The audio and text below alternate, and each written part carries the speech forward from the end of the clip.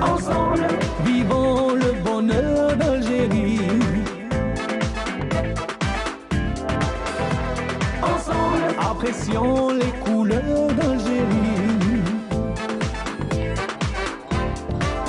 Le soleil, les merveilles du pays, un réveil de fraîcheur et de vie. Ensemble, vivons un moment de nostalgie. Le Bonjour d'Algérie débarque chez vous. Bonjour et bon réveil à toutes et à tous. Ravi de vous retrouver pour ce nouveau numéro de votre matinale en ce lundi 14 juin. Bienvenue et agréable compagnie sur Canal Algérie. Nous célébrons aujourd'hui la journée mondiale des donneurs de sang, du don du sang. Si vous voulez, donc un geste qui reste anodin, certes, banal également, mais susceptible de rendre le sourire à des milliers de personnes qui souffrent en silence et qui sont dans l'attente d'une transfusion salvatrice à leur éventuelle guérison. Notre première invitée, Sofiane Kéri, est chargée de communication au sein de l'Agence nationale du sang. Il nous parlera bien sûr de l'importance de ce geste, rappel régulier et campagne de sensibilisation vont de soi. Nous vous parlerons par la suite de l'ouverture prochaine d'un espace de commercialisation de produits algériens en Libye, où en est-on exactement? Houda Chourar, sous-directrice de l'Union du Maghreb arabe à la Direction générale du commerce extérieur, nous en dira davantage sur le sujet. L'exploitation économique des enfants, répercussions et séquelles sur leur santé, leur éducation ou leur scolarisation. Faudrait-il encore qu'ils soient scolarisés? Comment y remédier? Comment les protéger et sensibiliser sur le terrain? C'est le sujet qu'abordera bien sûr notre psychologue Aïda Meshri. L'art sera également à l'honneur ce matin avec Ghalib Hamani, fondateur de Qsr Lela. Il sera des nôtres et nous parlera de cette première édition de Jazz Art, donc un salon national de l'art et de l'artisanat qui quelque part répond à un réel besoin pour les artisans qui peut-être souffrent plus que d'autres bien sûr des conséquences de cette crise sanitaire sur l'économie. Concept store ou encore galerie d'art ou peut-être même les deux, c'est ce qu'est l'atelier 31, espace dédié à toutes les formes d'expression. Nous recevrons Mahmoud Agren, donc l'un des fondateurs de cet espace, accompagné par Hania Zazoua, cofondatrice de Brocard, dont l'exposition Cohérence de Brocard est en cours au niveau de cet espace. Vous le savez, avant de répondre de toutes ces thématiques, restez avec nous. C'est tout d'abord votre journal météo.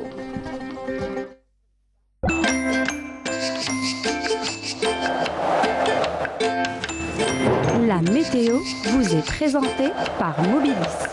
Mobilis, Aynama Kuntum. La météo, c'est comme tous les lundis avec Fariel Cheikh. Bonjour Fariel. Bonjour Abonour. Ça va? Ça va mieux? Un petit peu mieux. Ça s'améliore en tout cas. On espère en tout cas au niveau du ciel, ça s'améliore également. Exactement. C'est à vous. Merci. Bonjour à tous ceux qui nous regardent aussi. Excellent réveil. En effet, le temps sera dégagé. Ça va être de courte durée puisque Météo Algérie prévoit le retour des nuages à partir de demain. En attendant pour aujourd'hui, on prévoit un ciel souvent voilé, orageux vers l'intérieur du pays, accompagné de quelques faibles pluies à l'intérieur centre. Au nord, vers les régions côtières, plus précisément de l'ouest et du centre, le temps sera dégagé. Même chose pour l'est. Sur la partie sud, le soleil prendra beaucoup de place aujourd'hui. Il sera voilé par des nuages vers l'extrême sud, le Hogar, le Tassil, le Nord-Sahara, le sud des Oasis, et ces nuages seront sans conséquence. À noter aussi des soulements de sable à partir de l'après-midi vers l'extrême sud, le sud-ouest, le Nord-Sahara. Les températures, les voici, elles restent de saison. Le temps sera relativement chaud, surtout à l'intérieur du pays avec 34 degrés cet après-midi pour Galma et Betna, Relizane, Chlef, 35 El Beyod, 31 pour Alger. Il fera 28 à Nabas Kikda, 27 à Oran, c'est le minimum aujourd'hui en Algérie. Et puis sur la partie sud, un maximum de 46 degrés pour le Sahara central, l'extrême sud, 38 à Manrasset, 36 à Janet, 39 à Ilizi et enfin 41 Tindouf. Place ce matin à l'état de la mer. Cet après-midi, la mer sera peu agitée avec des vents modérés qui varient généralement entre 10 et 20 km/h à l'ouest, entre 20 et 30 au centre et enfin entre 10 et 30 km/h à l'est. À présent, place à l'éphéméride pour aujourd'hui. Le soleil se couchera à 20h07. Vous avez toujours le site de Météo Algérie qui est mis à votre entière disposition. Je vous remercie pour votre attention. Profitez de votre journée et à tout à l'heure.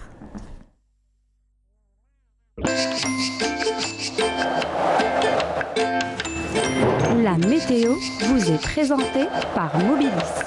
Mobilis, Aynama Kuntum.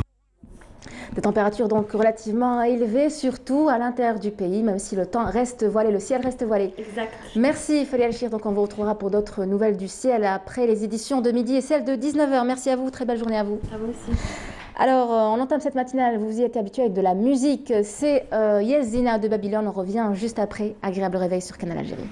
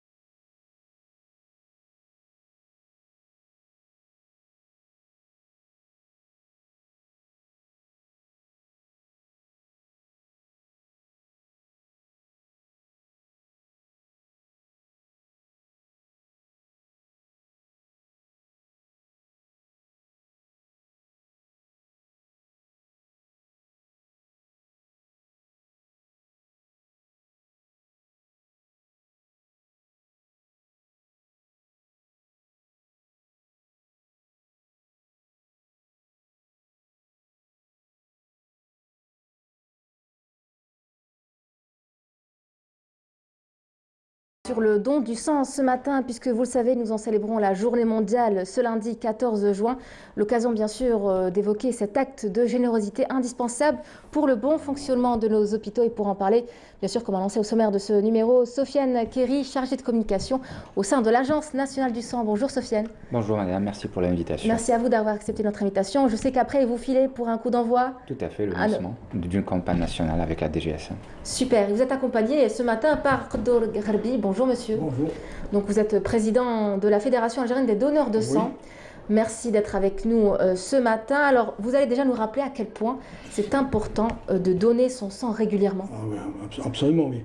Premièrement, nous remercions Canal Algérie de nous avoir donné l'opportunité à chaque fois, à chaque occasion de faire un appel, de faire un rappel aux citoyens pour le don de ce précieux liquide qui n'est fabriqué par aucune machine au monde, il n'y a que l'être humain. Je voudrais quand même remercier aussi M. le ministre de la Santé et la population de la réforme respiratoire de nous avoir honorés par son parrainage à cette journée, qui est sous le slogan « Offrez votre sang pour faire battre le cœur du monde ». Tout à fait.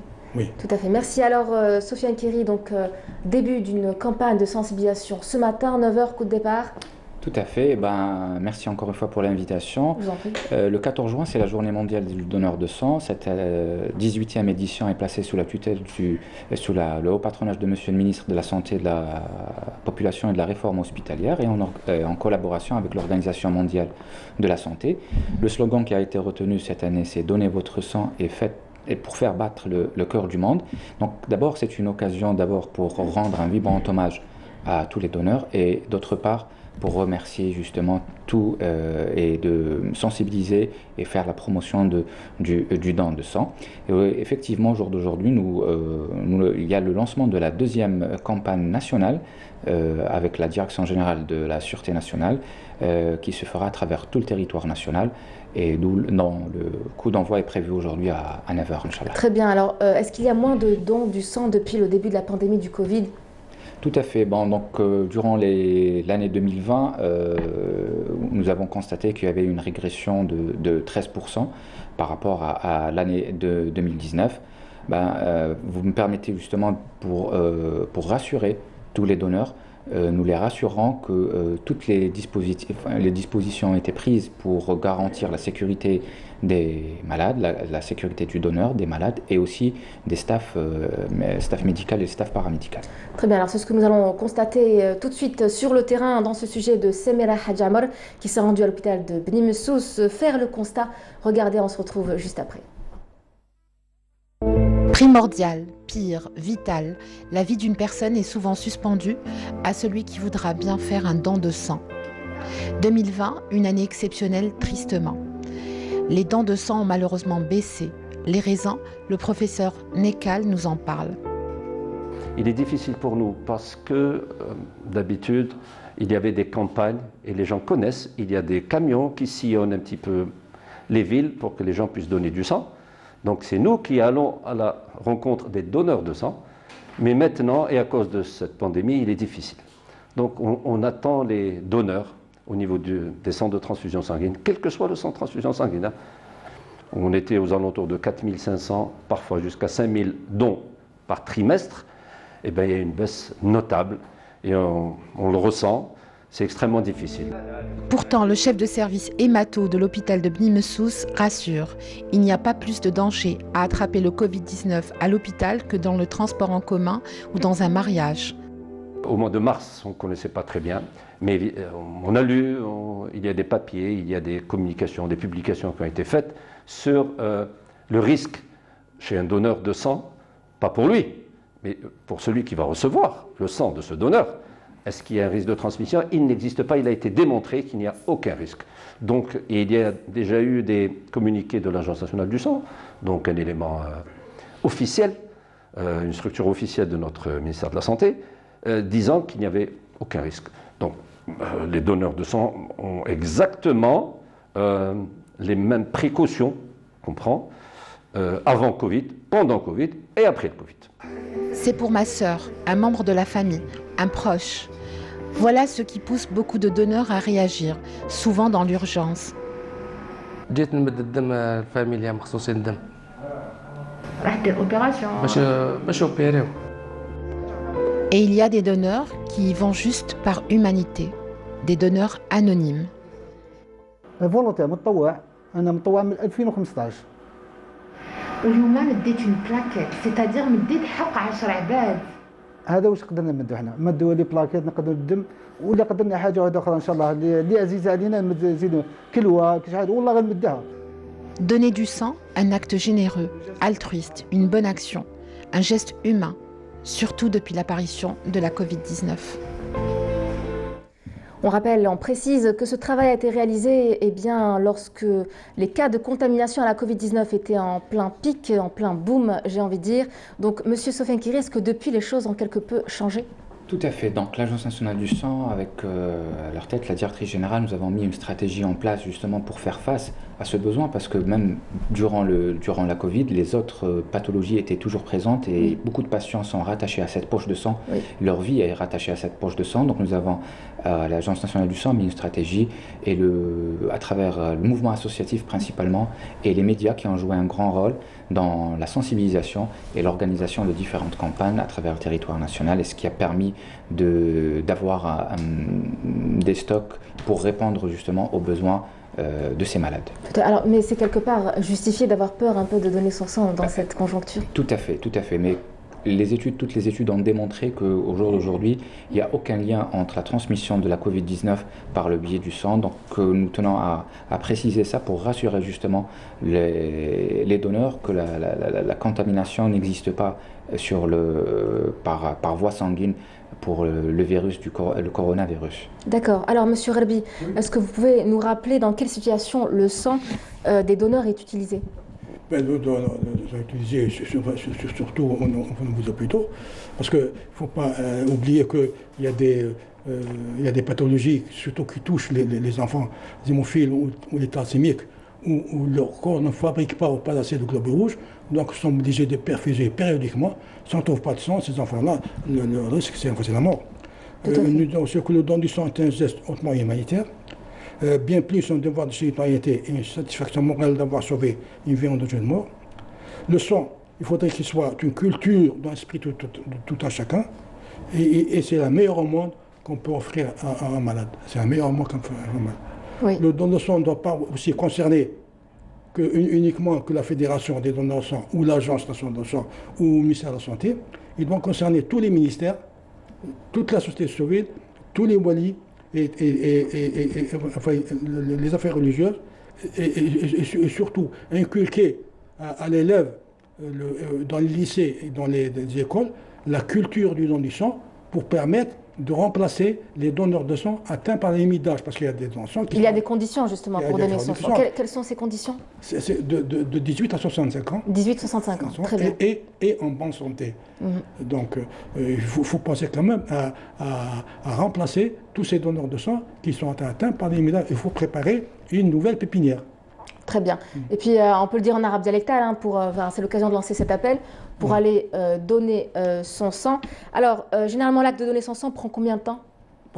Prend combien de temps? Pour les hommes, ils peuvent donner jusqu'à 4 fois par an. Les femmes 3 fois par an, sans aucun risque. Ça, c'est la fréquence. Voilà. Le matériel de prélèvement est un matériel à usage unique et stérile. Il ne sert qu'à une seule personne. Bien au contraire, le don de sang a plusieurs avantages. Le premier avantage, il bénéficie d'un bilan sérologique gratuit. Parce qu'il y a des personnes qui sont porteuses de virus ou de microbes et qui ignorent, et à travers le don de sang, ils découvrent leur maladie. Donc c'est un avantage. Il bénéficie également de la carte de groupage, qui doit la porter constamment sur lui, et la meilleure récompense, c'est la récompense divine d'avoir sauvé une vie en danger de mort, sans distinction ni de race, ni de frontières, ni de religion. Et puis l'occasion aussi de connaître son résus. Pardon? Son résus sanguin. Oui. Voilà, le groupage, groupage et résus. Alors, Sofiane Kiri, est-ce que les gens sont sensibles aujourd'hui à vos arguments lorsque vous essayez de les convaincre de donner de manière assez régulière leur sang? Tout à fait. La générosité des Algériens n'est plus à prouver. C'est vrai qu'ils sont là, on n'a que le voir quand il y a des catastrophes ou il y a des accidents, on voit un afflux spontané de ces donneurs. Par contre, il faut rappeler sans cesse justement l'importance de ce don, et c'est ce que œuvre l'Agence nationale du sang avec ses différents partenaires, notamment avec le ministère des Affaires religieuses par rapport à l'organisation des collectes ou au niveau des mosquées ou des prêches qui sont organisées lors de la prière de Jumu'ah, aussi avec les élèves de l'éducation nationale qui sont les futurs et les ambassadeurs et les futurs donneurs de sang. Donc nous essayons d'œuvrer avec la société civile et de façon générale pour inculquer cette culture du don de sang, que ça devienne un acte spontané et régulier surtout. Tout à fait. Alors est-ce que vous avez les moyens nécessaires pour mener à bien sûr toutes ces campagnes de sensibilisation, à commencer par celle d'aujourd'hui? Bien sûr, les moyens sont là, et nous insistons parfois, ce n'est pas une question de moyens et équipements, parfois un sourire et un meilleur accueil du donneur permet de fidéliser ce donneur et de le revoir revenir pour donner son sang une deuxième fois. Tout à fait. Puis il y a aussi une question de communication aussi. Les médias jouent le jeu. Tout à fait. On les remercie pour ça au nom de la directrice générale. On les remercie surtout durant la crise de la Covid-19 où le rôle a été majeur pour transmettre la culture du don de sang dans la société. Merci à vous. En tout cas, donc une campagne de sensibilisation qui débute aujourd'hui jusqu'à... Donc aujourd'hui, nous avons une campagne nationale de collecte de sang avec la DGSN qui va se dérouler pendant les 3 jours. D'autres campagnes sont prévues avec d'autres partenaires publics et privés durant ces 15 prochains jours. Merci Sofiane Kiri, merci d'avoir été avec nous. Donc je rappelle que vous êtes chargé de communication à l'Agence nationale du sang. Merci à vous également, Khdor Gharbi, merci. Ce que je voudrais rajouter, oui, dites-moi. C'est insister sur l'accueil du donneur de sang au niveau des hôpitaux. Oui. Parce que le donneur de sang ne va pas à l'hôpital pour demander une prestation, il va, c'est pour donner de ce qu'il a de plus cher de ses veines. Donc le donneur de sang doit être accueilli avec tous les honneurs parce qu'il vient de nous donner quelque chose qu'on ne peut ni fabriquer, ni acheter, ni stocker trop longtemps. Donc nous insistons beaucoup au nom de la Fédération sur l'accueil des donneurs de sang. Merci, tout est dit, c'est dit. Merci Monsieur Gharbi. Donc je rappelle que vous êtes président de la Fédération algérienne des donneurs de sang. Belle journée à vous et bon courage pour la suite. Merci beaucoup. Très bien, amis du matin, donc une coupure tout en images dans ce sujet de Nour Houda Bouzgaou qui revient sur les cultures sahariennes. On revient juste après. Les conditions climatiques hostiles dont souffrent les régions du Sud constituent des freins quant au développement agricole de la région. En effet, 30% du patrimoine phénicicole, à titre d'exemple, est en déclin. Et pour le remplacer, de longues années doivent être investies. Dans cette perspective, l'ITEDAS, l'Institut technique du développement de l'agriculture saharienne à Biskra, a développé un plan de rajeunissement des palmiers dattiers. Pour ce faire, un site de démonstration au profit des agriculteurs est mis en place. Cette technique qui consiste de mettre en place au niveau de la parcelle déjà plantée de vieux palmiers dattiers par une jeune plantation, techniquement parlant, pour assurer la pérennité de notre système de production de nos cultures. Pour arriver à une production bio, clair est-il qu'il faut s'éloigner des pesticides et produits chimiques. Pourtant, c'est faisable, surtout si les agriculteurs récupèrent les vieilles palmes desséchées des palmiers. Une expérimentation de transformation de palmes en fumier est en cours de réalisation au niveau de l'ITEDAS. Les résultats sont déjà prometteurs.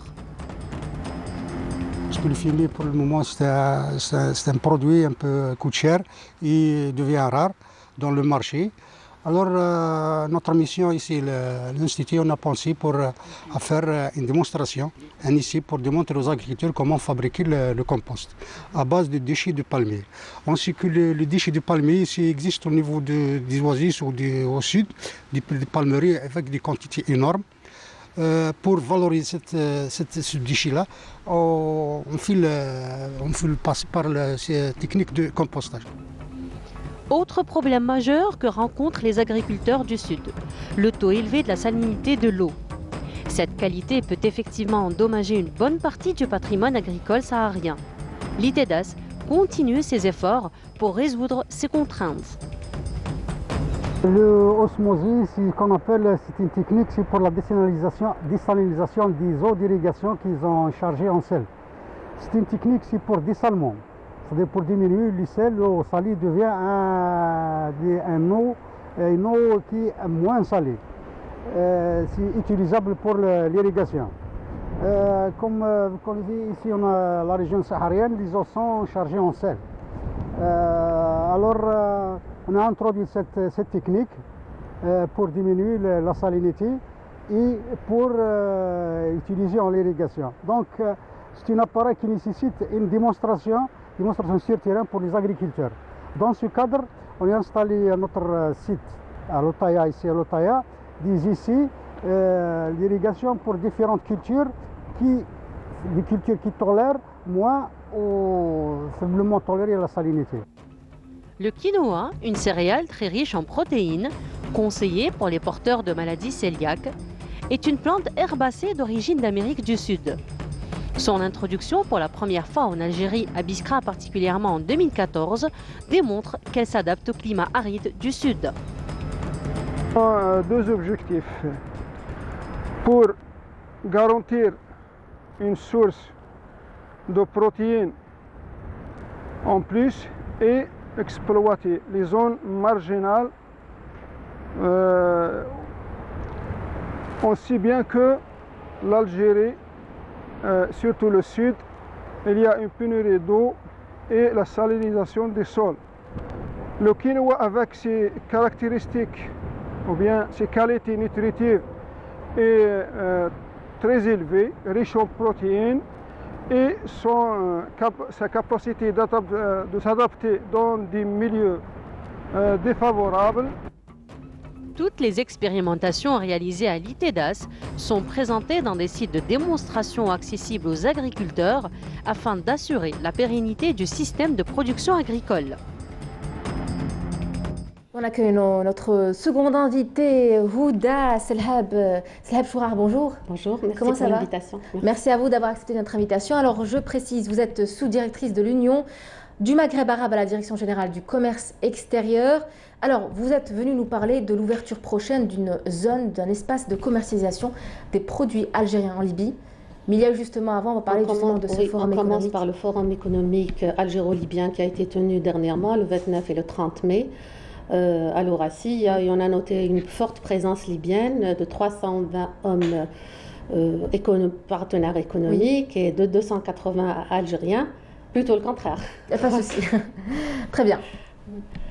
Et là, ce forum économique, c'est le premier forum après, si vous voulez, la crise sanitaire que vient de passer le monde et aussi l'Algérie.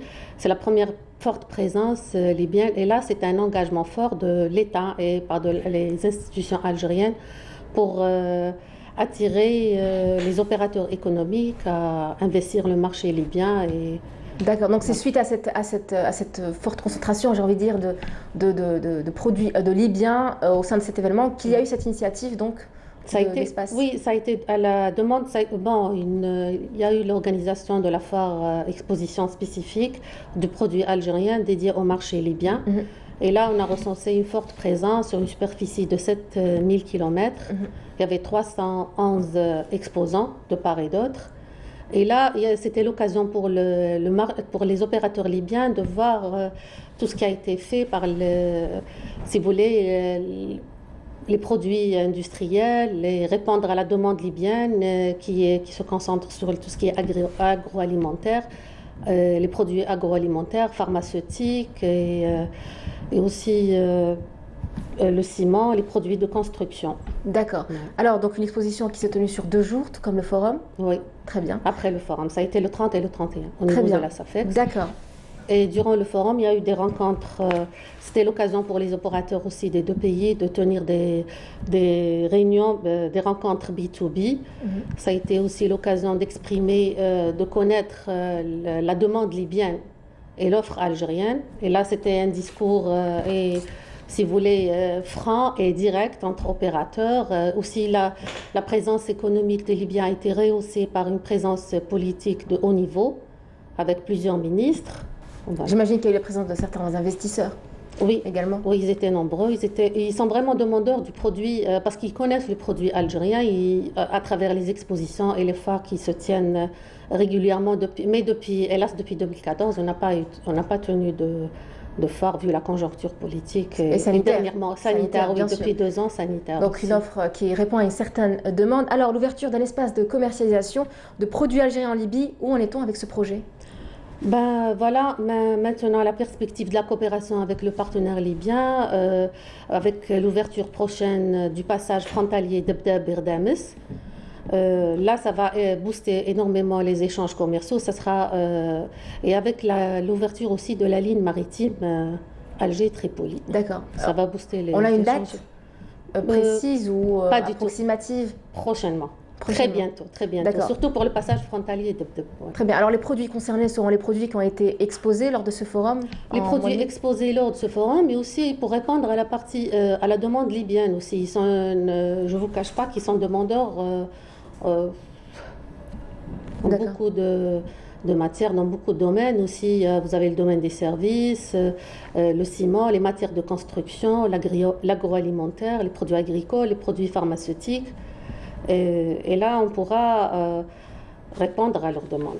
D'accord. C'est aussi ça sera l'occasion justement de faire connaître aussi les produits algériens à l'extérieur, donc voilà. Il y en aura Libye, mais aussi d'autres. Oui, dans la perspective de notre coopération avec le partenaire libyen, il y aura prochainement, dans 2 mois peut-être, ça a été de toute façon avalisé dans le programme d'efforts et organisations à l'étranger. Il y aura une exposition spécifique de produits algériens à Tripoli, et là, ça va amener énormément d'opérateurs économiques.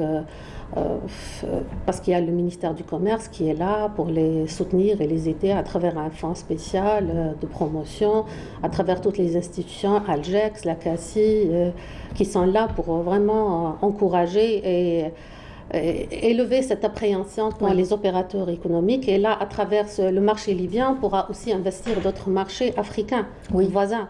Et là, avec l'avènement de la ZLECAf, ça va nous permettre vraiment de faire connaître nos produits et rentrer plein dedans dans cette zone africaine prometteuse. Tout à fait. Alors, est-ce que vous avez fait appel à certaines plateformes numériques? Aujourd'hui, on ne peut pas le nier, on est en plein boom, en pleine transition numérique.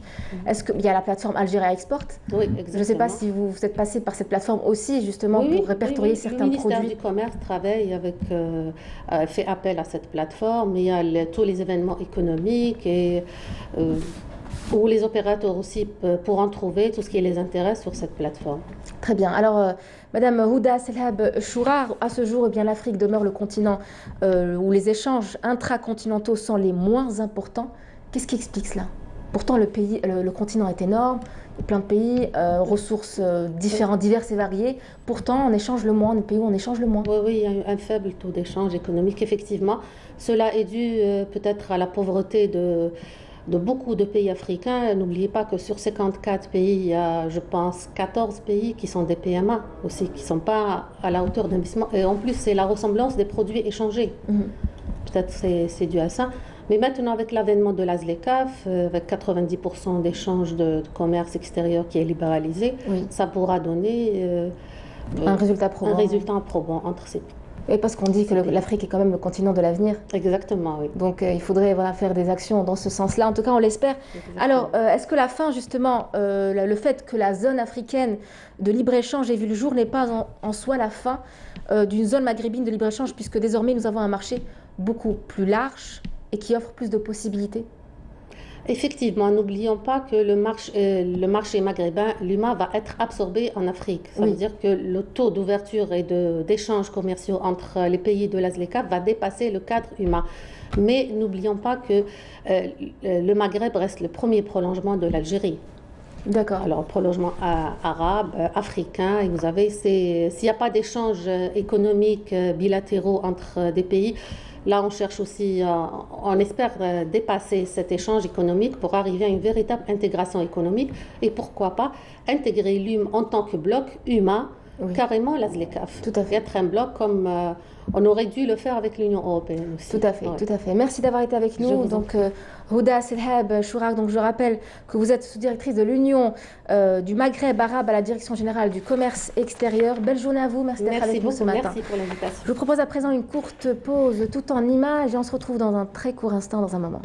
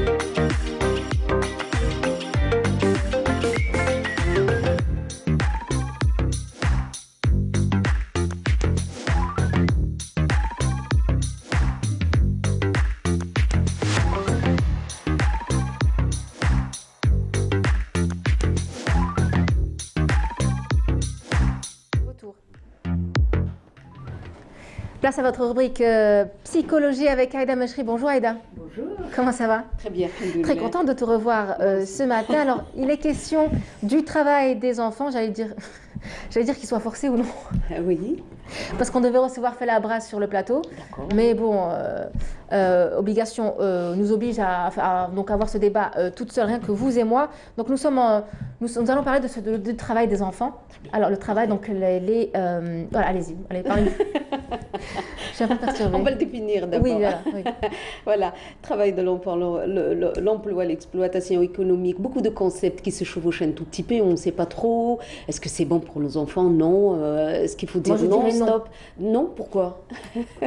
Un enfant, c'est censé être à l'école, c'est censé être épanoui, à avoir des activités extrascolaires, sportives, artistiques, culturelles. C'est pour ça probablement qu'il faut bien définir les choses, voilà. Parce que voilà, comment un enfant va faire le passage de son enfance vers l'âge adulte, c'est dans l'apprentissage, ça vient pas du jour au lendemain, les petits métiers comme ça, le travail, c'est autonomie, c'est quelque chose qui nourrit l'enfant de l'intérieur de lui-même, ça veut dire gagner de l'argent, travailler, faire l'effort de construire quelque chose, de tisser le lien, de comprendre, mais toute l'histoire, elle est autour du travail. Si on le définit dans l'institution aujourd'hui, avec l'inspection du travail, dans tout ce qui est institutionnel, heureusement, voilà que l'Algérie, parmi les pays là où on a de très bas chiffres concernant cette catégorie d'enfants, là où il n'y a pas le travail de l'enfant, il n'y a pas le cadre, là où on peut vraiment dire qu'ils sont utilisés, exploités dans les institutions, tout ça. Les valeurs sont autour de 0,5, suivant les journées organisées avec la participation de Madame la déléguée qui veuille accompagner les festivités mais aussi l'organisation et le cadre de travail. Mais de l'autre, ce qui nous menace tous, ce qui nous invite à voir de près ce phénomène, c'est un peu l'exploitation économique qui est un facteur complètement différent, mais voilà un contexte complètement différent, plus large, plus dangereux probablement pour nos enfants, qui concerne, on va dire, les enfants dans le réseau informel. Là, on peut les retrouver dans les bords des autoroutes, dans les marchés, dans les espaces ouverts. C'est des petits vendeurs comme ça, utilisés dans les métiers. Et c'est pour ça que le texte de loi dans l'article numéro 15-12, il vient pour nous rappeler quand même que parmi les situations de danger, l'exploitation économique et de l'enfant, son emploi ou son astreinte à un travail qui l'empêche d'étudier ou poursuivre sa scolarité, qui peut nuire à sa santé et bien sûr nuire à son bien-être physique et moral. Et à partir de là, si on englobe un tout petit peu, voilà que le métier, s'il déborde un tout petit peu toute cette partie, là où il y a bien sûr l'épanouissement de l'enfant, il y a sa santé, il y a sa scolarité qui sont mises en jeu, ça devient dangereux pour lui. C'est pour ça qu'il faut recadrer, voir un tout petit peu le phénomène de près, comment je peux permettre à mon fils d'apprendre un métier, de participer, de travailler, mais faisons très attention pour qu'il ne décroche pas, pour ne pas vraiment toucher à sa santé, pour ne pas l'empêcher à s'épanouir, à vivre le plaisir de vivre et de partager un quotidien avec les autres. Alors, est-ce que ça inclut ou pas les jobs d'été? Alors, par exemple, le travail en famille, que ce soit un jeune homme ou une jeune fille qui va tenir le magasin ou le commerce de ses parents, par exemple. On parle justement de ça, voilà. Pour la simple raison. Je vais vous expliquer sur un plan psychologique pourquoi ce phénomène, c'est important. Pourquoi c'est important aujourd'hui de pouvoir soutenir nos enfants. La simple raison, c'est que voilà, un enfant, il est censé avoir son droit de survie, de développement le plus normal. De se développer, ce n'est pas uniquement dans le côté physique, ce n'est pas se nourrir et voilà, s'épanouir, mais aussi c'est de rêver, de jouer, d'avoir des loisirs, de pouvoir vraiment avoir cette belle liberté, de pouvoir vraiment construire avec l'autre, d'imaginer, de construire un côté artistique. Ça vient comment? Ça vient dans les activités qui sont infantiles, dans le jeu, dans le loisir, même dans les activités sportives qui sont cadrées, tout ça, mais ça permet aussi à l'enfant d'apprendre à utiliser son corps, ses émotions, à travailler, de travailler dans le contexte de l'enfant. Si moi je brûle ces étapes, si moi je fais abstraction à ça, je lui donne métier d'été, là où il était censé Si on parle de l'enfant, bien sûr, 0-18 ans. Oui. Il était censé quand même vivre l'épanouissement, la joie de partager les moments de relâchement. C'est les souvenirs infantiles, là où on a tous gardé quelque part chez nous de belles images des vacances, tout ça. Quand je barre ça, viendra le jour où il sera adulte, il aura d'autres responsabilités, il ne saura jamais récupérer cette partie infantile, là où c'était important pour nourrir son imaginaire, nourrir son moi, nourrir son ego pour lui permettre d'avoir les ressources, de comprendre qu'il est là pour s'épanouir. Ça veut dire, c'est comme si on détruisait un peu les piliers sur lesquels la personnalité de l'enfant s'installe. Faire travailler un enfant, ça veut dire l'obliger, ça veut dire probablement le mettre dans un autre circuit, là où, même si elle a envie de lâcher prise, de jeter l'éponge, de changer, il ne pourra pas le faire. Ça veut dire quoi? On peut frôler des moments d'anxiété, d'angoisse, de mal-être, de déprime chez l'enfant qui ne sont pas censés être des facteurs dans le développement. On fait tout, nous, pour le protéger. Surtout si on avait parlé déjà du processus scolaire, comment on peut le libérer de ces angoisses de l'apprentissage, comment on peut le libérer de ces gènes, de ce vécu infantile qui va l'inhiber, qui va le faire souffrir. Alors, voilà que le travail peut probablement nuire à son épanouissement, à son bien-être. Et cette partie psychologique, si on ne fait pas très attention, on peut bien sûr brûler les étapes, brûler probablement un enfant avant l'âge, et à partir de là, à l'âge adulte, là où il sera censé donner, apprendre, il n'aura ni l'art, ni la manière, ni la compétence, les capacités de pouvoir vraiment se baigner dans ça. Et c'est pour ça que et s'imposer à l'âge adulte dans le milieu professionnel. Voilà. Pourtant, il y a des parents qui ont des enfants 14, 15, 16 ans qui décident de mettre leurs enfants au travail pour leur inculquer justement certaines notions, à savoir la notion de l'argent, la notion du travail, la notion de récompense après un travail. Oui, vous le dites très bien, inculquer pour expliquer, oui, moi je suis tout à fait d'accord, mais voilà, sachant bien que même s'il n'a pas réussi ses études, tout ça, il y a quelque chose quand même qui le protège dans son contexte de travail, y compris le texte de loi qui oblige qu'il soit plus de 16 ans, qu'il y ait une autorisation paternelle, qu'il y ait un acte pour définir la qualité de travail, les horaires.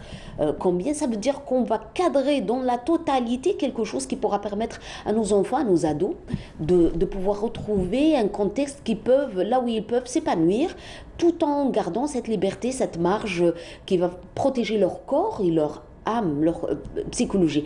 Mais après, vous savez, les petits métiers à la maison, là où les parents sont là pour vraiment contribuer à construire quelque chose, préparer une festivité, préparer une récolte, voilà que la joie et l'échange feront que c'est de belles expériences de vie.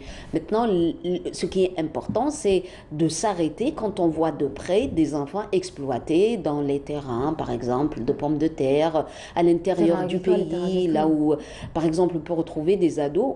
On a eu des signalements concernant cette catégorie d'enfants, là où il y a des gens qui exploitent bien sûr les ados dans ces métiers d'agriculture, là où pour gagner plus d'argent, pour avoir cette, on va dire, la rapidité, étant donné que les enfants, ils ont l'énergie de pouvoir résister, ben, ils sont mal nourris, ils passent des nuits dans des endroits qui ne sont pas adaptés à leur âge ni à leurs besoins, et puis voilà, on peut retrouver des enfants en détresse qu'il faut vraiment dénoncer.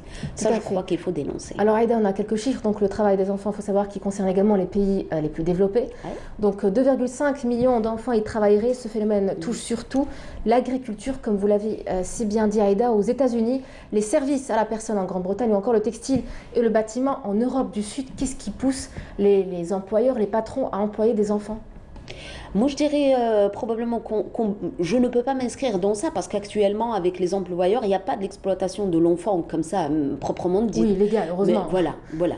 Et qu'est-ce qu'on pourra dire? C'est le besoin économique. Les enfants, c'est pour gagner de l'argent, pour subvenir aux besoins de leur famille, la pauvreté qui a pris le dessus. Aujourd'hui, avec la pandémie, il y a beaucoup de familles de plus en plus qui ont besoin du nécessaire pour survivre. Et puis, les enfants, ils sont là pour accepter de vivre un peu ces expériences, de nourrir leur famille. Et puis, vous savez, dans l'échange, on a des ados qui sont tout fiers, des vendeurs qui sont gagnants, et puis voilà, avec l'image, qui seront des hommes de demain, et puis revenir à ça.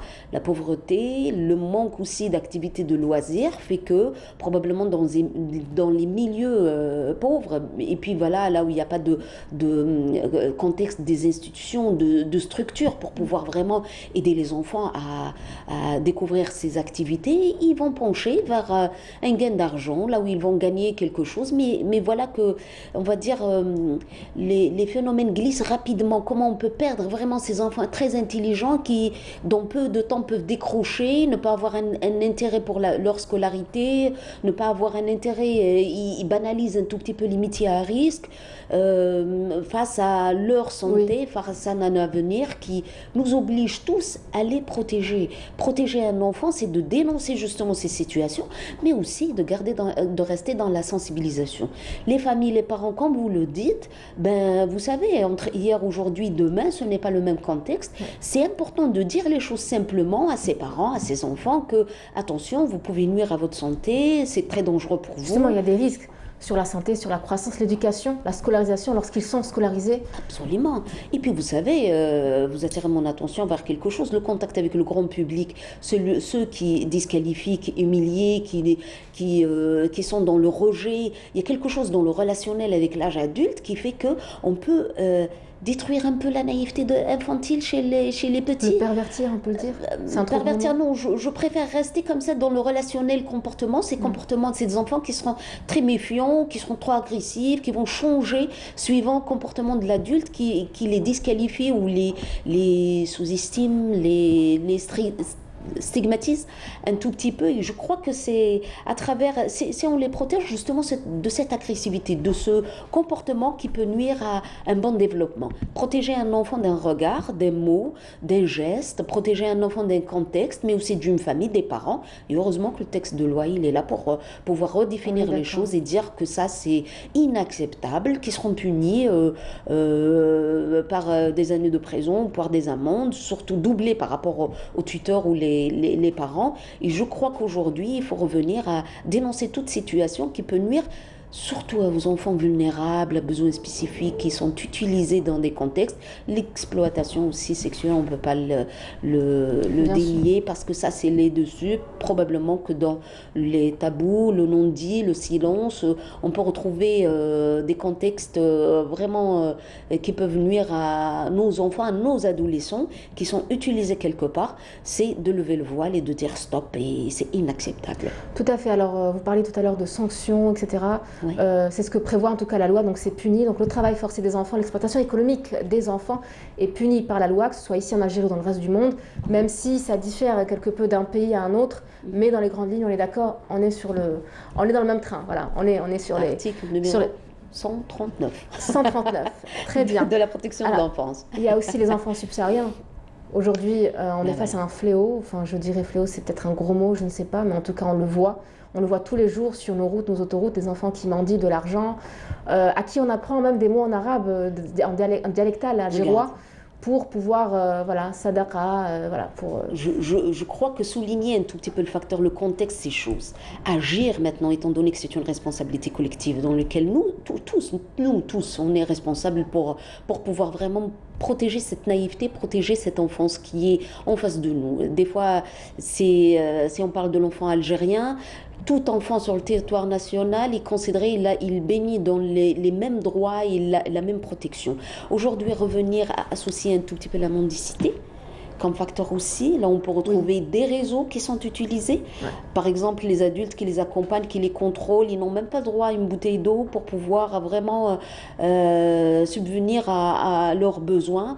Aujourd'hui, il faut dénoncer tout acte, mais aussi revenir à voir les choses de près et puis inviter probablement les institutions, nos leaders aussi qui travaillent tous ensemble pour pouvoir construire des projets profonds, pour vraiment construire quelque chose qui pourra pourra aider les familles, aider les mamans en difficulté, aider les familles qui se déchirent, là où les ados ils se retrouvent à parentifier quelque part, là où ils prennent la responsabilité de nourrir des petits-enfants, d'aider les parents en difficulté qui ont des maladies. Je crois que tous les secteurs, c'est l'intérêt probablement des rencontres organisées avec l'organe national, de pouvoir consolider, organiser, construire les projets ensemble, mais aussi revenir à dire combien le taux il faut dénoncer, il faut nous permettre de lire les chiffres réellement, il faut s'impliquer pour pouvoir dire un mot, il faut prendre une position pour dire stop. Tout à fait, donc dénoncer pour sensibiliser, protéger pour sensibiliser également, donc, ou sensibiliser pour protéger, le contraire aussi, ça a un sens. Qu'est-ce qui est fait aujourd'hui concrètement sur le terrain en Algérie? Moi je dirais rapidement... Associations, fondations justement qui œuvrent dans ce sens. Le réseau, si vous commencez par les associations, tout le réseau de la promotion des droits de l'enfant qui font justement pour accompagner les enfants en détresse, en difficulté, de l'organe national qui regroupe 150 mouvements associatifs, associations qui travaillent dans les différents réseaux.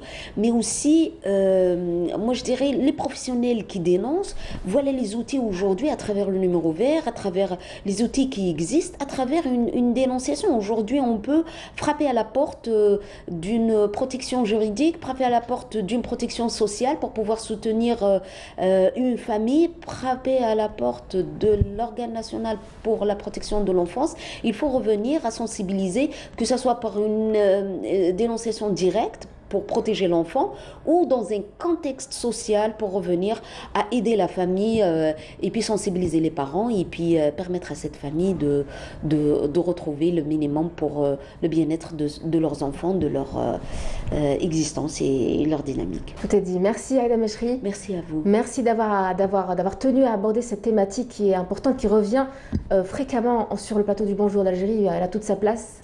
Et c'est important. Très, très important. Merci d'avoir été avec nous. Belle journée à vous, Aïda Mechri. Donc, je rappelle que vous êtes psychologue. Alors, je vous laisse avec ce sujet donc, de Felabraz. Elle n'est pas sur le plateau, mais en tout cas, elle a tenu à réaliser ce travail pour vous sur les activités. Elles sont légales cette fois, je vous rassure. Donc, le travail sur le programme récréatif divertissant des enfants pour cet été. Donc, en collaboration, bien sûr, avec le mouvement associatif. Et c'est du côté d'El Biar que nous allons, qu'elle vous emmène, Felabraz. Regardez, on vient juste après. Chaque été, la commune d'El Biar propose aux jeunes citoyens diverses activités culturelles et sportives, et ce au niveau des infrastructures existantes et celles qui verront le jour prochainement. On a un centre culturel qui est l'ex-église, qu'on va recevoir d'ailleurs le 5 juillet, Inch'Allah. On va faire son inauguration et elle a été retapée et refaite à neuf. Donc c'est un patrimoine de notre commune, c'est une merveille. On a aussi une piscine qui est en cours de travaux de réalisation, elle est en réalisation. Donc cette piscine, Monsieur le Wali d'Alger a donné le signal pour commencer les travaux. Le 19 juin prochain sera une date dédiée à l'enfant pour célébrer deux importantes dates, la Journée internationale de l'enfant et celle de l'enfant africain. Les activités et la kermesse, elle va démarrer le matin, Inch'Allah, à 9h et qui prendra fin vers les coups de 18h. Donc, je vous ai dit, il y a 60 jeux approximativement qui va être proposés aux enfants. Donc, la participation de beaucoup d'associations. Et ça va être en collaboration avec la direction de la jeunesse et des sports de la Wilaya d'Alger. Donc, la commune, elle va travailler en collaboration avec la DGS d'Alger. Et donc, il y aura aussi des clowns, il y aura pas mal d'animations. La bibliothèque municipale Hossein Aït Ahmed, récemment inaugurée et ouverte tout au long de l'année, se veut un endroit d'apprentissage et de distraction pour les enfants de la commune. Une salle pour apprendre le Coran. On fait des cours de soutien, plusieurs niveaux. Voilà. 6e année, on apprend le français, l'arabe, le maths. En plus, ce qui est bien, c'est gratuit. Par ailleurs, les nombreuses associations culturelles et sportives que compte la commune d'El Biar ont tracé un programme estival alléchant pour les petits entre sorties en plage et distraction. Un programme, donc, vous le dites, Felabraz, un programme alléchant, des plus alléchants, une feuille de route qui a été établie pour des activités sportives, culturelles, artistiques, même linguistiques, pour le plus grand bonheur de nos enfants. Une petite coupure musicale à présent, avant de recevoir l'organisateur de Jazz Art, donc ce salon national de l'art et de l'artisanat. Tout de suite, c'est tout d'abord Talila de Mounia Chatal. On revient juste après.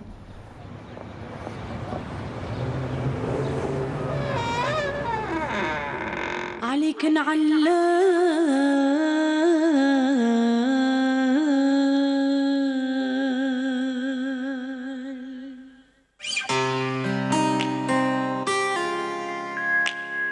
أرياس الفرح والكمال أرياس والصبيان أرياس عروسة أرياس مسعودة أرياس عمارها بالمال يا مشطة زيد ما بدها صورة الغلايا عن قدها من ملبوها أو جدها ونصرها العالمي وحنايا على الله متوكلين يا عروسة يا عرايسين يا رقيبة الزهار يوم الهليل دايما الهنا يا ناس العروس يا سيدي أخديها الوردي يعجبني العروس كي يدخل الحارة وجاب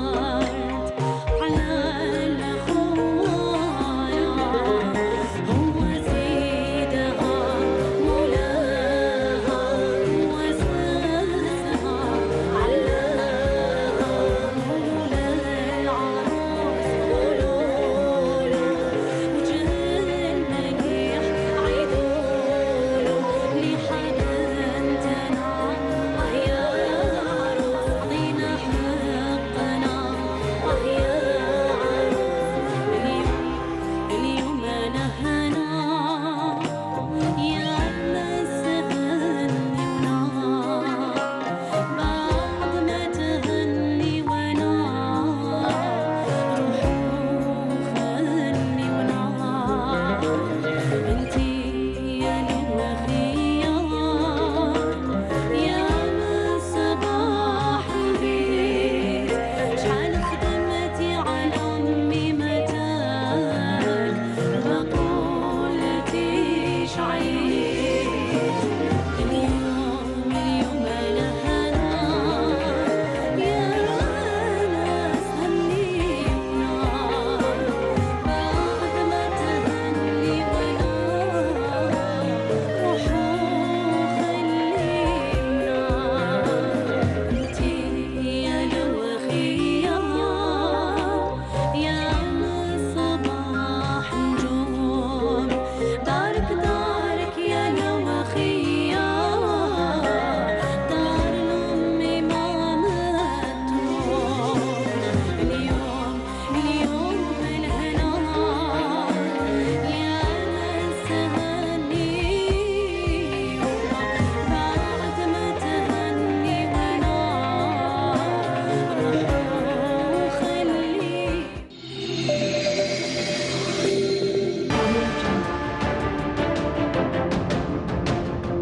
Enfin, une peinture algérienne aux normes internationales.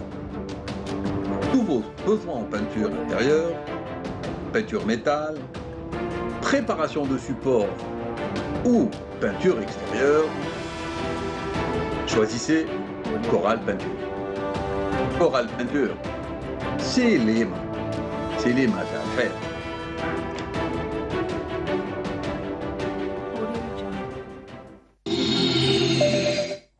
Et on reste dans le monde de l'art pour parler de Jazzar, donc cette très belle initiative de notre invité Ghalib Hamani. Bonjour. Bonjour. Merci d'avoir accepté notre invitation. Merci à vous de m'avoir invité. Eh ben, on va très bien, et vous?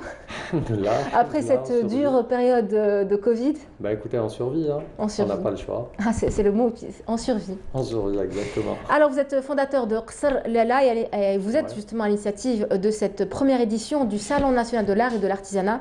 Jazzar, alors déjà, qu'est-ce que c'est Jazzar? Jazzar, en fait, c'est une rencontre, c'est un salon consacré entièrement à l'art et à l'artisanat. L'idée est de donner l'occasion à ce qui se fait de mieux en cette matière, de se faire connaître et de se faire voir. D'accord, alors ça débute ce jeudi, donc 17 juin, et ça s'étalera jusqu'au 7 juillet. Jusqu'au 7 juillet. Combien d'exposants sont attendus? Pour le moment, on en a une 60aine. Bon, on n'a pas voulu prendre aussi tout et n'importe quoi, on a essayé de choisir les meilleurs, surtout ceux qui n'ont pas eu la chance d'être connus. Et ils se bousculent. Exactement, exactement. Donc c'est ça. Avec un protocole sanitaire qui sera respecté, j'imagine? Très strict, bien sûr, bien sûr. Donc les gens devront être masqués, devront porter la bavette de protection, le masque de protection. Très bien. Alors, à quoi doit-on s'attendre justement au niveau de ce salon? Des expositions particulières, des arts visuels? Qu'est-ce qu'il y aura concrètement? Concrètement, il y aura beaucoup d'artistes, beaucoup d'artisans. C'est très riche, très varié, il y a un peu de tout, il y a de la joaillerie, il y a de la peinture, il y a vraiment de tout. Donc ce sera l'occasion aux gens de découvrir plein de talents qui sont pas... redécouvrir aussi. Et redécouvrir aussi. Et même découvrir ceux qui n'ont pas la chance d'être visibles. Il faut savoir que des salons comme ça ne s'organise pas trop chez nous. Oui. Donc je pense qu'il faudra mettre ça en avant et organiser ça plus souvent. Bah, c'est la première édition, vous êtes là pour ça? C'est la première édition et on compte en faire beaucoup, Inch'Allah. Donc, on vous le souhaite en tout cas. Alors, est-ce que vous avez fait appel à des artisans de l'intérieur du pays? On a fait des appels à des artisans de partout, oui. Des 48 wilayas. Et donc, on espère avoir le plus d'exposants possible. Mais bon, pour une première édition, c'est quand même très riche. D'accord. En tout cas, on vous souhaite un retour escompté. Alors, est-ce qu'il y aura un espace expo-vente pour que les visiteurs pourront... Enfin, est-ce qu'ils pourront repartir avec de beaux souvenirs? Tous les espaces sont des espaces expo-vente, en fait. Tous les participants pourront vendre leurs produits, bien sûr. D'accord. Alors, où est-ce que ça se déroulera? On rappelle le lieu qui a quand même une signification. Qsr Lala. Qsr Lala, en fait, c'est un authentique palais ottoman que j'ai restauré et qui est maintenant entièrement dédié à l'événementiel et à l'art. Il y a 2 restaurants, il y a un salon de thé, il y a une maison d'hôtes prochainement. D'accord. Voilà. Très bien. Donc ça a une grande signification et c'est du côté de Bouzarea. Exactement, c'est à Bouzarea. Autant à l'ère française, c'était une galerie d'art possédée par un couple d'artistes français. Donc on essaye de faire le maximum pour garder ce cachet-là et toujours associer ce lieu à l'art. Et... sauvegarder cet état d'esprit artistique, exactement, en tout cas, à travers l'art algérien, bien sûr. Est-ce que l'organisation de ce salon ne répond pas également à un réel besoin des artistes qui ont souffert, qui ont, après une longue période de diète, Covid, j'ai envie de dire, oui. Bien sûr, tout à fait. Le domaine artistique a vraiment été frappé de plein fouet par cette pandémie. J'adresse aussi un message de compassion à tous les artistes, leur demander de garder le courage et de persévérer. Très bien. Ça ira, Inch'Allah. Alors, c'est la régie qui me souffle comme dirait le Hachmi Gourouabi, donc Bouzarea Azim Qaada. Exactement. Donc, très bien. Alors, quels sont justement les retours que vous avez des artisans et des artistes en ce moment? La situation a été précaire, ils ont beaucoup souffert plus que d'autres, hein, j'ai envie de dire, des conséquences de la crise sanitaire sur l'économie. Tout à fait, bien sûr. Et comme tout le monde, bon, les artistes, le secteur de l'art, du tourisme et tout a été frappé plus que d'autres, bien sûr. Mais on est obligé de survivre avec maintenant et il faudrait qu'ils persévèrent. Tout à fait, tout à fait. Alors, de quoi ont besoin aujourd'hui nos artisans pour continuer à faire vivre leur savoir-faire traditionnel? Peut-être des espaces d'expression comme le vôtre? Exactement, tout à fait, et des événements aussi. Moi, je pense que les autorités aussi devraient penser à faire un petit effort dans ce sens. Bien sûr, avec des protocoles sanitaires très stricts, mais on pourrait les faire travailler. Il y a des événements qui sont refusés, qui sont annulés justement à cause du Covid. Exactement, bien sûr, bien sûr, bien sûr. Donc, c'est ça qui a... Les artistes vivent de ça, en fait. Oui. Aujourd'hui, il est peut-être un peu trop tôt de parler voilà, vivre de son art. Enfin, ça dépend des domaines. Il y a différents domaines artistiques. Écoutez, maintenant, on sait que cette pandémie, c'est pas demain la veille qu'elle sera complètement éradiquée. Donc, moi, je pense qu'il vaut mieux cohabiter avec et prendre les précautions qu'il faut et aller de l'avant. Parce que même notre économie est sérieusement frappée dans tous les secteurs. Tout à fait. Alors, est-ce que les artistes continuent de subir l'artisanat importé et la concurrence déloyale des imitations, par exemple? Exactement, bien sûr. Bien sûr. Il y a beaucoup de présence étrangère maintenant sur le marché algérien et c'est pas évident de faire concurrence. Je pense directement aux Chinois parce que ils sont pratiquement dans tous les domaines, ils sont partout, ils ont des prix imbattables parce qu'ils ont une main-d'œuvre qui n'est vraiment pas chère. Ils ont beaucoup de pouvoir en industrie et donc voilà, c'est difficile d'y faire face, mais je pense que l'artisanat gardera toujours sa place. On fera toujours la différence entre ce qui est fait avec les mains et ce qui est fait avec une machine. Et comment justement préserver notre artisanat de cette concurrence déloyale? Moi, je pense qu'il faut le mettre en avant. Il faudrait l'exposer encore plus, donner la possibilité à tous ces gens-là d'être plus présents, plus visibles.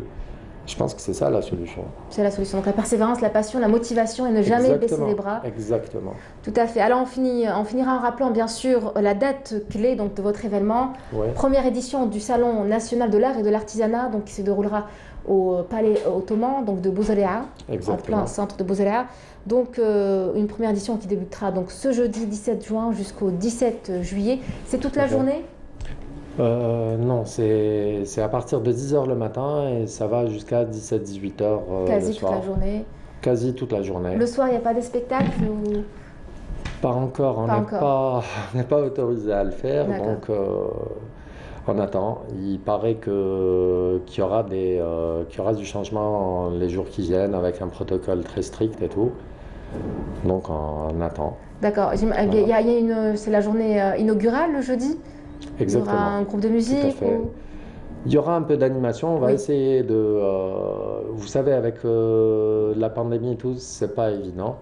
Même lorsqu'on prépare bien les choses, ça peut être annulé d'un moment à un autre. Bien sûr, exactement. Exactement. Donc, on essaye de faire notre maximum, très bien. Mais on verra. Très bien. Et comme vous l'avez si bien dit, Ralib, sur votre page Facebook, Jazzart, c'est votre événement et Qsarlala, c'est votre maison. Exactement. Merci d'avoir été avec nous, Ralib Hamani. Donc, merci. Donc, je rappelle que vous êtes fondateur de Qsarlala, magnifique palais ottoman, et à l'initiative, bien sûr, de cette première édition, le Salon national de l'art et de l'artisanat qui débutera donc ce jeudi 17 juin. N'hésitez pas à vous y rendre. Merci. Belle journée à vous. Merci beaucoup. Merci à vous. Nous restons dans l'artisanat pour découvrir le processus de fabrication d'un instrument de musique ancestral. Il s'agit du Goumbri et cela se passe du côté de la wilaya de Béchar. On regarde. Dans cet atelier, Miamani met tout son savoir-faire pour la fabrication de l'instrument Goumbri.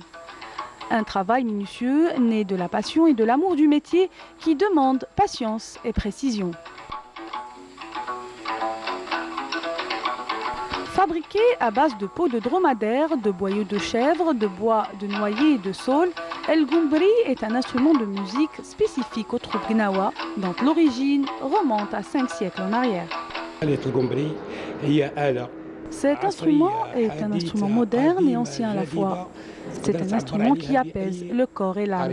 Un luth à 3 cordes avec une caisse en forme allongée et d'un manche long et arrondi qui se termine par la sarsara, sorte de hochet mise en mouvement par les vibrations des cordes et qui permet d'obtenir un double registre de basse et de percussion.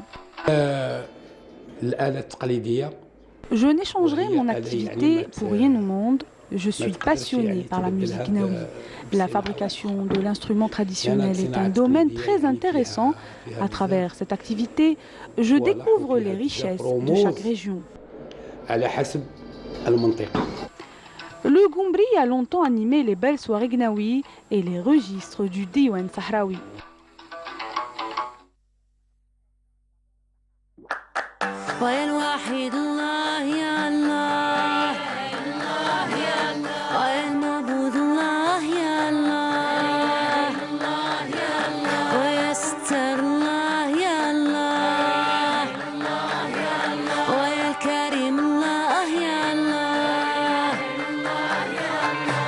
شافي الله يا الله ويا رزاق الله يا الله ويا العزيز الله يا الله ويا النذير الله يا الله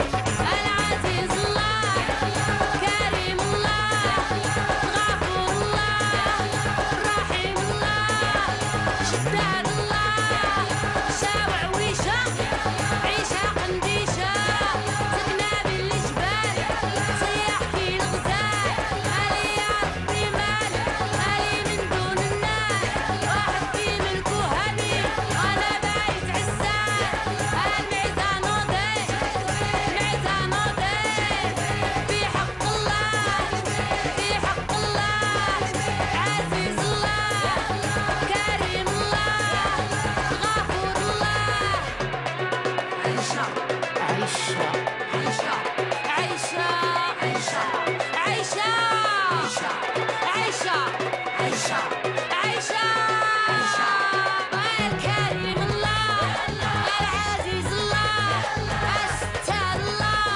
وعيشة وعويشة عيشة قنديشة سكنة بالجبال صياح في الغزال أبولات المرجع أبولات الديوان أبولات سبع الوان المعزان وضيع المعزان وضيع في حق الله في حق الله ما دامت ليا ما دامت ليا غفور الله ستار الله عيش عيش عيش عيش عيش عيش عيش De retour sur le plateau, on a le plaisir de recevoir nos deux derniers invités, pas des moindres, j'ai envie de dire les meilleurs, mais bon, ça l'a fait mal. Alors Hania Zazoua, bonjour. Bonjour. Comment ça va? Très Je suis bien. très contente, je te tutoie, de te revoir. Ça me fait plaisir Après- que tu tutoies parce que moi j'allais le faire. Ah très bien, j'ai anticipé. Alors, fondatrice de Brocard, Oui, donc magnifique marque. Mahmoud Agren, donc cofondateur de l'Atelier 31, qu'on n'a Bonjour. même plus besoin de présenter non plus. Merci. Donc vous êtes 3 en tout. C'est ça. Et vous représentez bien sûr vos associés. Cet espace donc dédié à toutes les formes d'expression, l'Atelier 31, avant tout, qu'est-ce qu'est l'Atelier 31? Alors, Concept Atelier 31, store, galerie d'art, qu'est-ce que c'est? Alors, c'est un peu de tout ça. Oui. On voulait créer un espace de détente, un espace de passage et surtout un espace de rencontre Oui.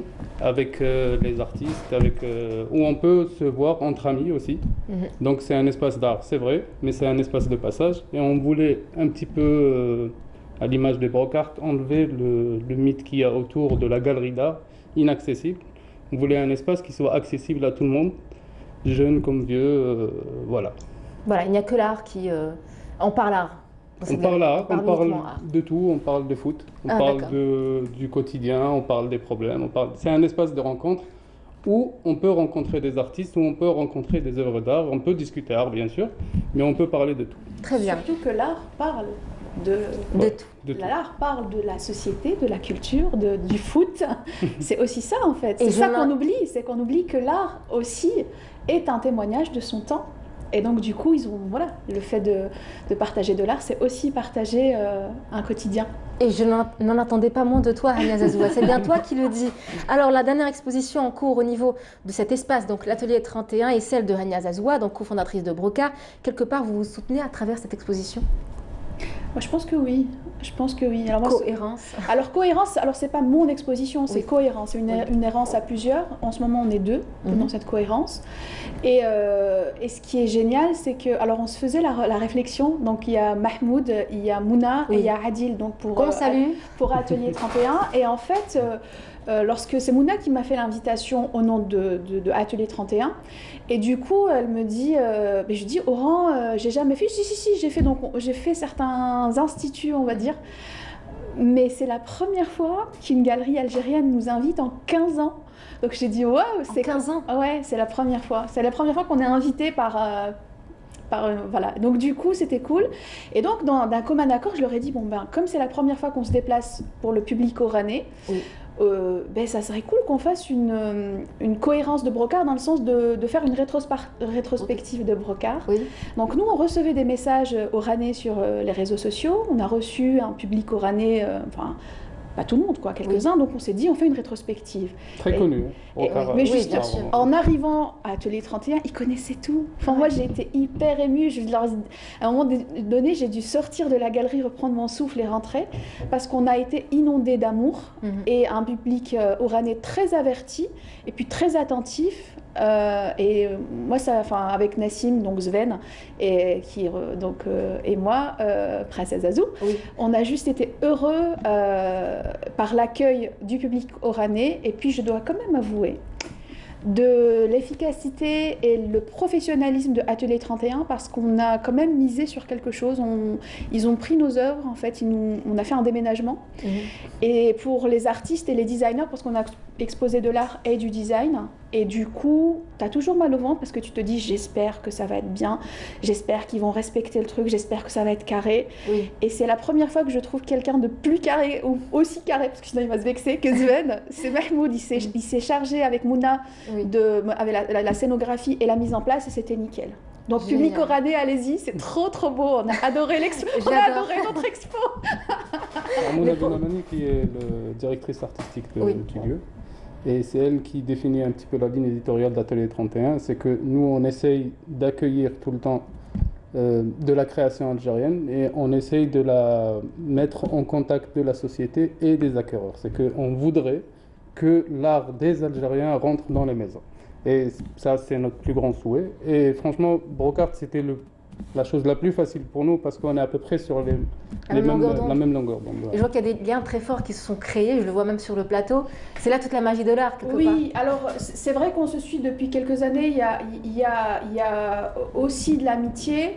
Mais par exemple, c'est bien d'en parler parce que moi, je peux faire la distinction. On peut être très amis, mais pas forcément travailler ensemble, comme on peut ne pas être amis du tout et on peut très bien travailler ensemble. Moi, je peux ne pas t'aimer et t'exposer quand même. Bon, il se trouve que je t'aime bien.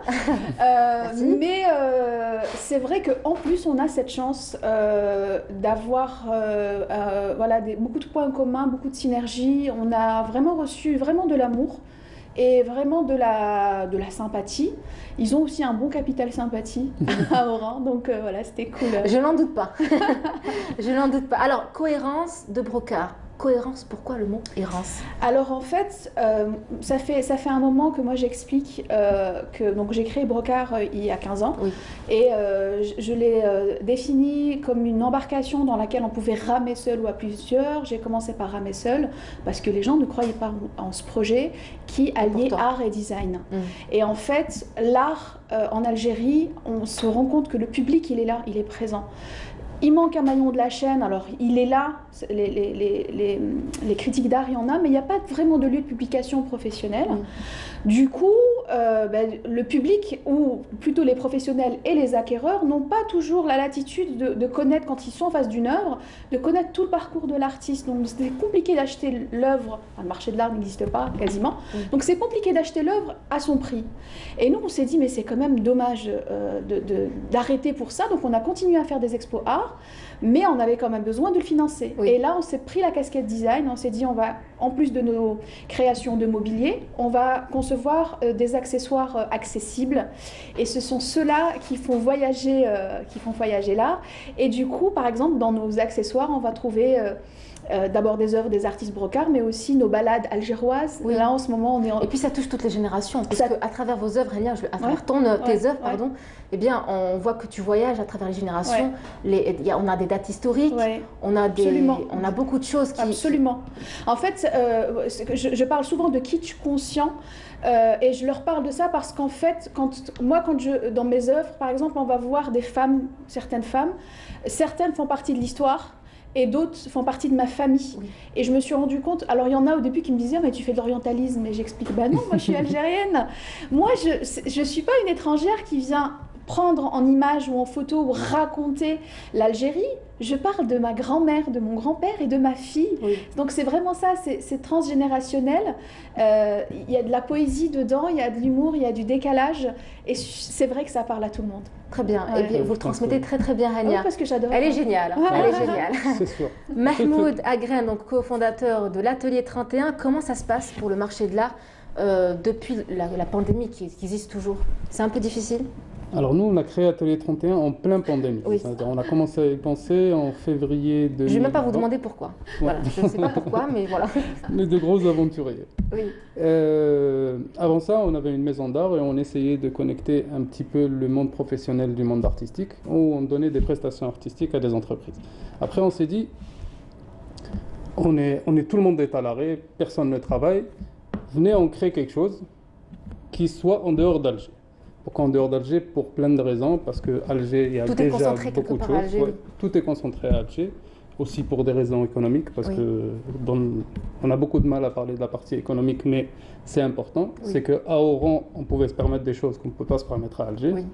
Déjà en termes de volume d'espace, on ne voulait pas se restreindre à un petit espace pour pouvoir accueillir des artistes qui ont des collections de 30-40 pièces. Oui. Voilà. Et aussi, on a eu la grande surprise de voir que le public oranais était formidable, extrêmement bienveillant. Parlons de marché de l'art, c'est que à Oran, à la différence d'Alger, c'est que les acquéreurs se déplacent dans les lieux d'art durant les expos. Ce qui nous a étonnés, parce qu'à Alger, c'est exceptionnel, si ce n'est des gens qu'on connaît déjà. Donc, marché de l'art en Algérie, c'est compliqué. Mais on voulait justement créer un écosystème, un petit écosystème où on pouvait vivre de quelque chose qui était très difficile. Hania peut en témoigner, elle existe depuis 15 ans, c'est très difficile de vivre de la culture en général. Il y a aussi la boutique des corsaires algériens, bien sûr, qui fait un très très bon travail, on le souligne ce matin. Alors Mahmoud, est-ce qu'un artiste aujourd'hui peut vivre de son art ou c'est plutôt rare? Je ne parle pas de Hania. Déjà, je ne pense pas être qualifié pour répondre directement à cette question. Je ne pense pas que quelqu'un peut répondre directement à la question. Ça dépend de l'artiste, de la discipline artistique. Il y a des disciplines où c'est un peu plus simple de vivre de son art que d'autres disciplines. Les arts plastiques, en général, c'est extrêmement compliqué en Algérie, si ce n'est aller demander des subventions au ministère ou à d'autres organismes. Mais c'est très difficile. Donc vous attendez ce qui est de l'audiovisuel, c'est un peu plus simple, par exemple. Oui, oui, complètement. Vous attendez un retour, des actions des autorités?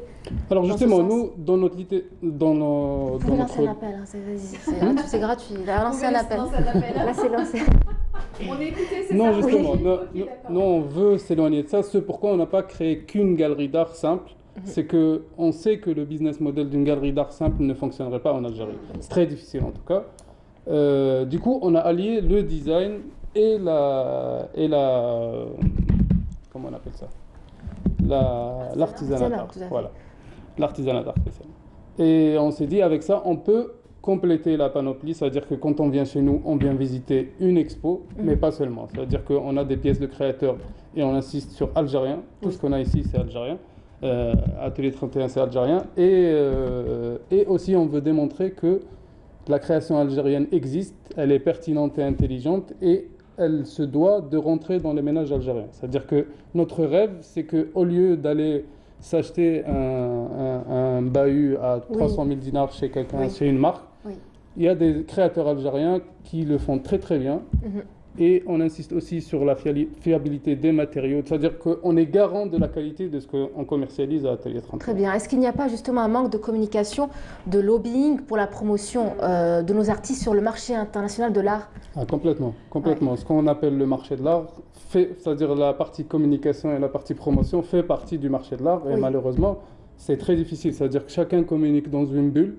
Et il n'y a rien qui centralise tout ça, il n'y a rien qui fait que l'artiste est élevé un petit peu au rang de, entre parenthèses, de star. C'est que c'est comme ça qu'on élève la cote d'un artiste. Tout à fait. Hania? Moi, je témoigne là-dessus, c'est-à-dire qu'il y a 15 ans, lorsqu'on avait commencé, c'était presque l'effet inverse, c'est-à-dire que nous, dès le départ, c'était art et design, et on se servait même du design comme béquille. Certains me l'ont reproché, ce terme, mais c'était vraiment...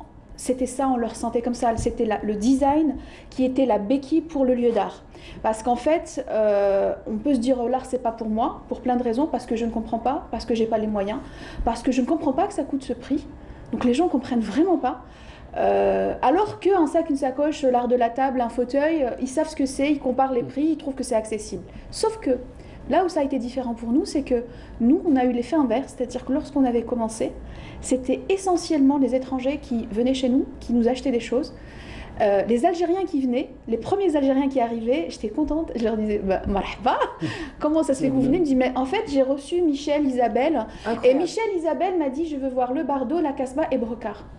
Et c'est comme ça que les premiers Algériens... Comme ils les ont accompagnés, bah voilà, donc du coup ils ont regardé sur Google Maps, ils viennent chez nous. Et, voilà, donc un manque de communication. Et, donc, et puis après, il y a eu autre chose. Là, on est en train de travailler dessus. Les Algériens, pendant longtemps, disaient mais si c'est algérien, ça peut pas être bien, les gars. Ouais. Donc ils n'achetaient pas algérien. Ouais. Et ça fait quelques années qu'on travaille sur le Made in Bladi, mais avec ce que tu disais, c'est-à-dire être garant, c'est-à-dire que c'est pas juste parce que c'est algérien qu'on l'achète.